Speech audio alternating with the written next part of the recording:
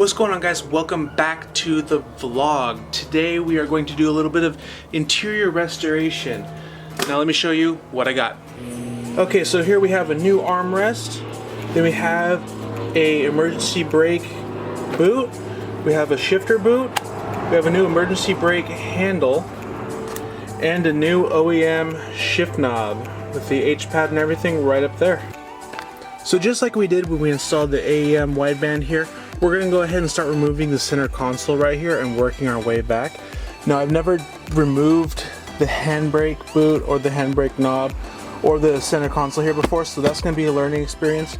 However, from researching on the internet here, to remove this actual handle part, we're going to have to take a blade or knife and cut it down the middle here and peel it off because it is pretty well glued on there.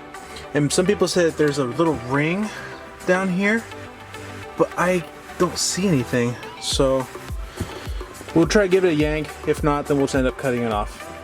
Okay, so far we have the radio din and all that stuff removed. Remove the center console up to here. I took off the RX-8 shift knob I had on here, and this right here we need to take off. And underneath here is where the new shift boot is going to be. So let's go ahead and get that on while we're right at this. I turned the new shift boot inside out to install this little ring right here around it. This ring right here will sit on around here and hold this right there, and it makes this from coming undone and stuff like that. So we're gonna go ahead and put that on here real quick over these two things. Okay, there we go.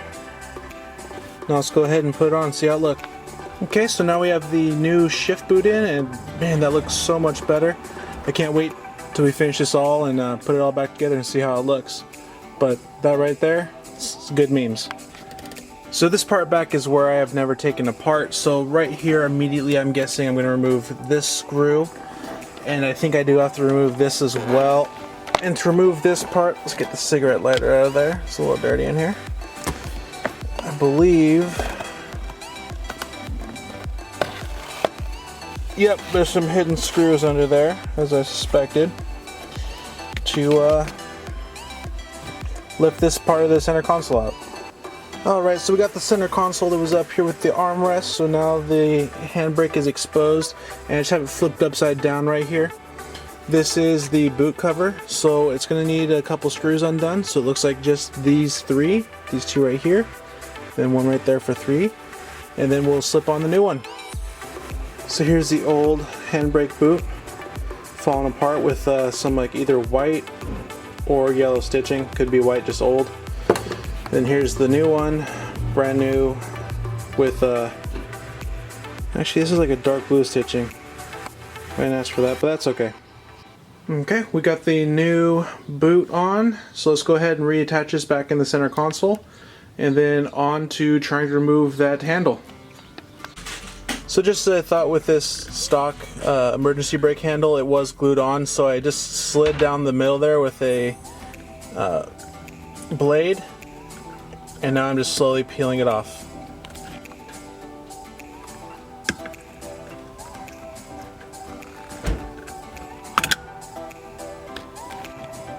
So there's actually quite a bit of a difference here between the old handle right here and the new one.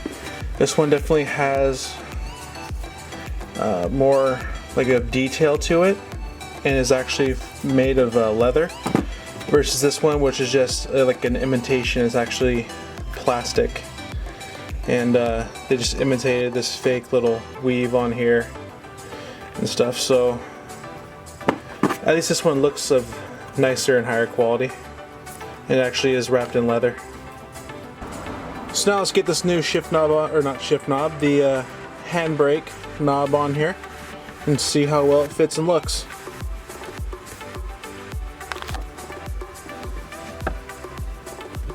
So unfortunately, this right here is how far I've been able to get the handbrake actually on the new handle. So I'm going to be working on this for a little bit, try to get this further down. I can push the button as it is right here, barely push it in and it triggers, but I still want it to be pushed down a little bit more. So now that I've reached this point, I'm going to start putting everything back together, because I can do the lid here with everything intact. So I'm going to go ahead and just start putting everything back together here, get this center console all back together, and see how she looks so far. So now let's put on this new shift knob. Let's see if it actually faces forward, because the stock shift knob that came with it was facing backwards.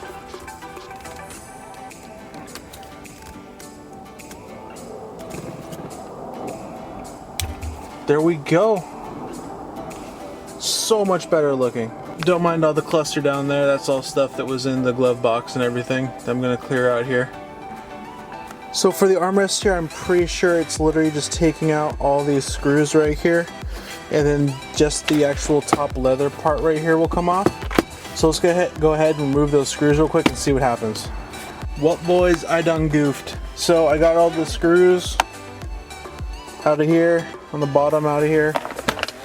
But it turns out there's still like 4 more in the back here that I didn't see when I had it apart that I have to remove. So I think I have to take this all apart again. So no wonder why I missed the screws. You can barely see a corner of them right here. So I guess I have to remove these screws right here to take off the hinge. Then I can move this up, and then I'll be able to take off the 4 screws behind here. That's kinda okay. Well, I figured out what to do. There we go. Now we have access to those 4 screws. Boys, we got it apart. That's what's up. Now we get to peel all this old stuff off and then replace it with the new stuff, and then learn how to shape it so it looks good. That doesn't look good.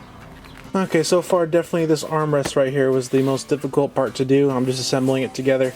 I think I'm actually going to take a heat gun to it here and try and get all these wrinkles out of it. When I did get this in the mail yesterday, this was all folded up. I think most of these wrinkles are just from being folded, but hopefully I can heat it up, and then when it shrinks back, these will all disappear.